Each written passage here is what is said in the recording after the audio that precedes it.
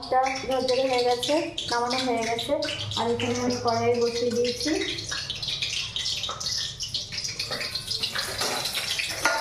এখানে ঘি আর সাদা তেল দিয়ে দিয়েছি। কড়াই একটু ভেজে দেবো, একটু সাইডে রেখে দেবো।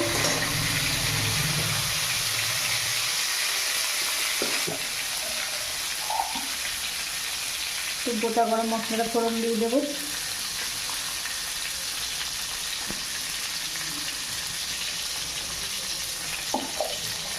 আমি জলেও দিয়ে দিয়েছি গোটা গরম মশলা, আবারও তেলের মধ্যে একটু দেবো সামান্য পরিমাণে, টেস্টটা হয় ওই জন্য।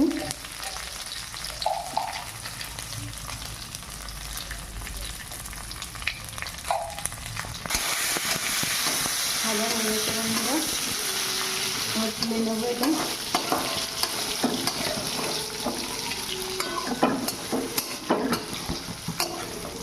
আদাটা গ্রেট করা আদা আছে, এটাও আমি এখানে দিয়ে দেবো, তেলের মধ্যে ভেজে নেব। দেখুন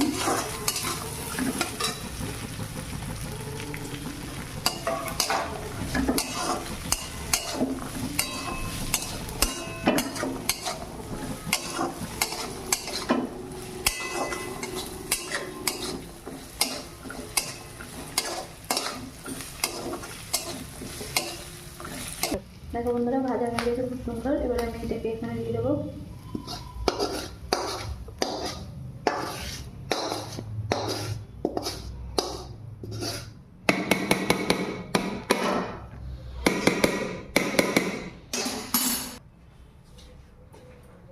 এবার এটাকে একটু নাড়াচাড়া করে নেব। তাহলে আমার রেডি সুন্দর পোলাও ঝরঝরে হয়ে গেছে বন্ধুরা। দেখো কত ঝরঝরে, দেখতেই পাচ্ছ।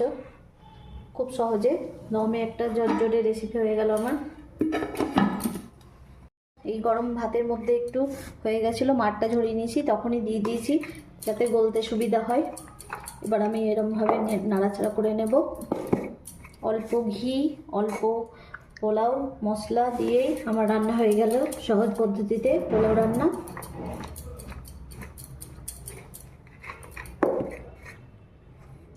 একটু ঝাঁকতে নিলেই আমার রেডি একদম ঝরঝরে পোলাও।